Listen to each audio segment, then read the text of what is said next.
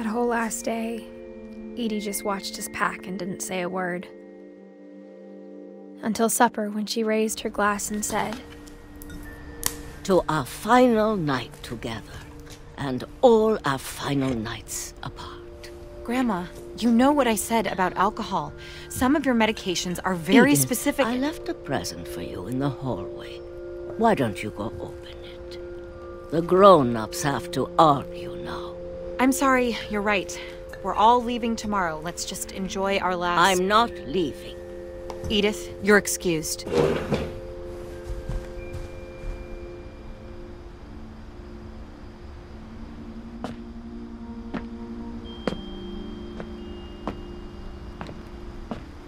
The power had been shut off that morning, but Edie always had plenty of candles. When my mom sealed the library, I don't think she knew about the other entrance. Or that Edie had a key to it.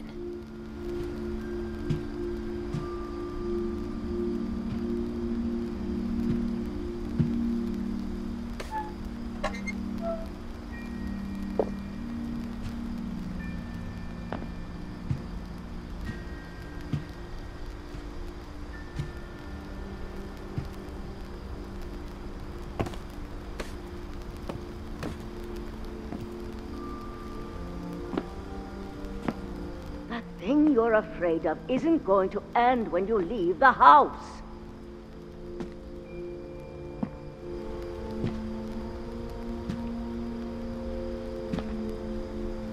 Edith has a right to know these stories. My children are dead because of your stories. I think it's best if Edith and I leave tonight.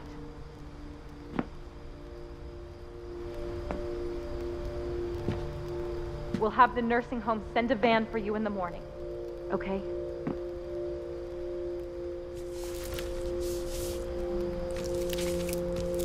Dear Edith, there's so many stories I wish I could tell you.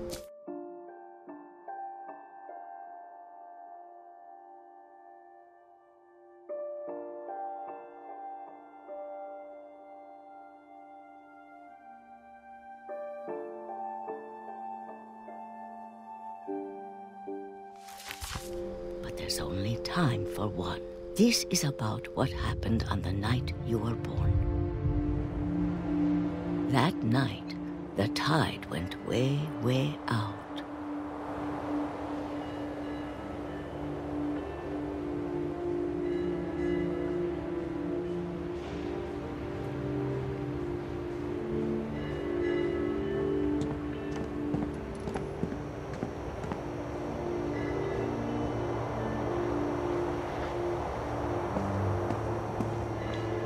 It was the first and last time I ever saw the old house aground.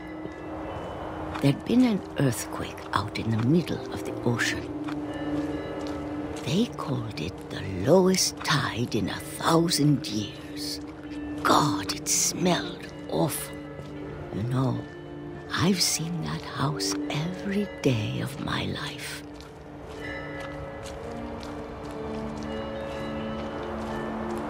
I never thought I'd go back to it. When the fog rolled in, I lost my way.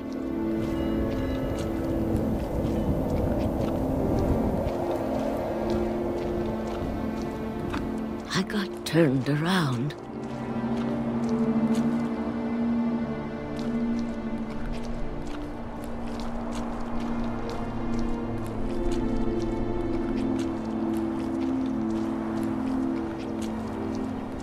For a while, I wondered. I started seeing things.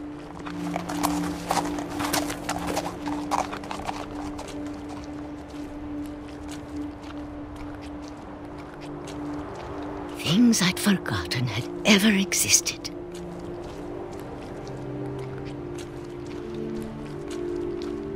But when I saw them, they felt like old friends. That night, a lot of things came back to me. Or maybe I came back to them.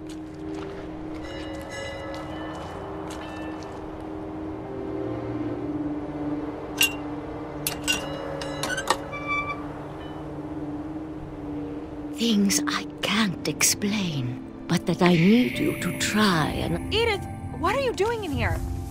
It's mine! Edith! Mom, you're gonna rip it! Let go! I kicked and screamed, but Mom dragged me to the car.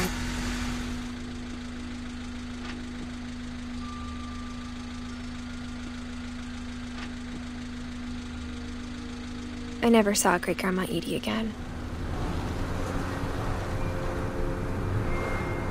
The next morning, the van came to pick her up, but she was already gone. After that, we moved around a lot.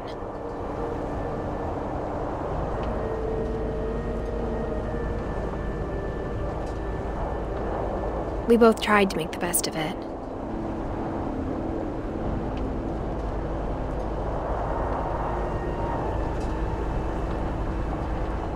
A few years went by.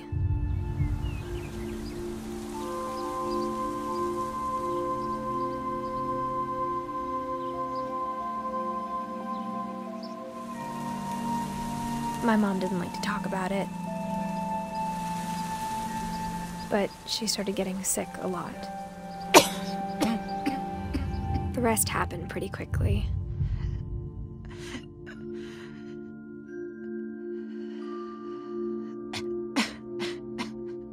She got better for a while, and then she didn't.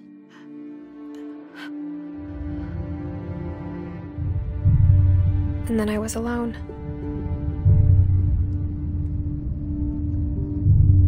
The last Finch left alive.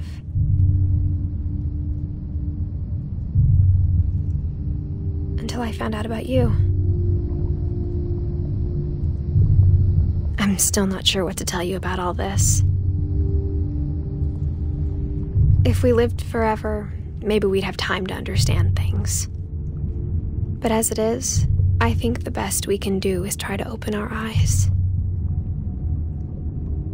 and appreciate how strange and brief all of this is.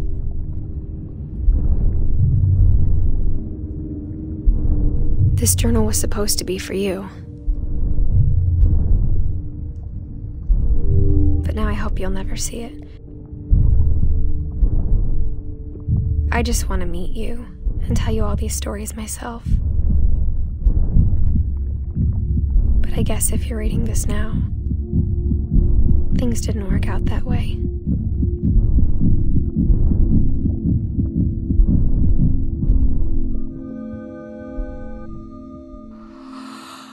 This is where your story begins. I'm sorry I won't be there to see it. It's a lot to ask, but I don't want you to be sad that I'm gone. I want you to be amazed that any of us ever had a chance to be here at all. Good luck.